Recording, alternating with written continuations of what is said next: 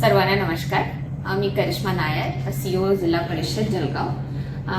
येत्या शनिवारी आपण संपूर्ण जिल्ह्यामध्ये आपले सगळे जिल्हा परिषदच्या शाळांमध्ये स्वच्छता मोहीमचे आयोजन केलेले आहे आणि हे आपल्याला लोकसहभागातून करून घ्यायचं आहे.